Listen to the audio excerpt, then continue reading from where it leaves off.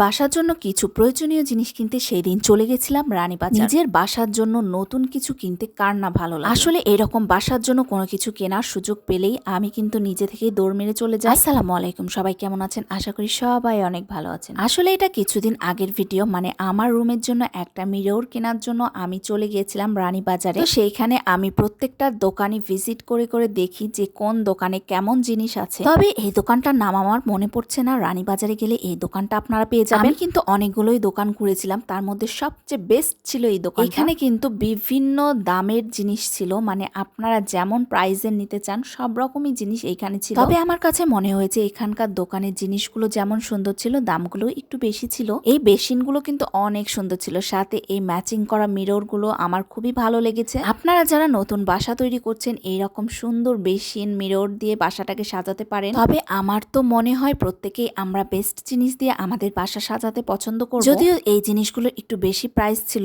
তবে এখানে সাধ্যের মধ্যেও কিন্তু অনেক সুন্দর সুন্দর জিনিস ছিল। আমি যেহেতু একটা সুন্দর মিরর কিনতে গেছিলাম, এই কারণে আমি এখান থেকে সুন্দর একটা মিরর নিয়ে নিই। আসলে সিম্পলের মধ্য থেকে শুরু করে গর্জিয়াস এখানে বিভিন্ন রকম মিরর ছিল। আর এখানে কিন্তু ভ্যারাইটি সেন্টারের জিনিসও ছিল, যেগুলো দিয়ে আপনি আপনার টয়লেট বাথরুম খুব সুন্দরভাবে সাজাতে পারেন। এখানে কিন্তু কিছু রাজকীয় মিররও ছিল, দেখে মনে হচ্ছে যে এগুলো আসলে রাজারাই মনে হয় ব্যবহার করে। যাই হোক, এখানকার প্রত্যেকটা জিনিস আমার কাছে বেস্ট ছিল। আমি কিন্তু আরো অন্যান্য দোকানেও গেছি, তবে ওইখানকার মতো আমি জিনিস আর কোথাওই দেখিনি। আসলে এতগুলো দোকানে ঢুকেছি যে নামগুলো একসাথে মনে পড়ছে না। তবে রানীবাজারে যেয়ে আপনারা এই সিরিয়ালে দোকান গুলো পেয়ে যাবেন। যারা নতুন বাসা তৈরি করছেন তাদের জন্য আমার এই ভিডিওটা দেওয়া, তাদের অনেক কাজে লাগবে ভিডিওটা। তারা কিন্তু বাসা থেকে বসেই চুজ করতে পারেন যে কেমন টাইপের জিনিস দিয়ে তারা বাসা সাজাতে চান।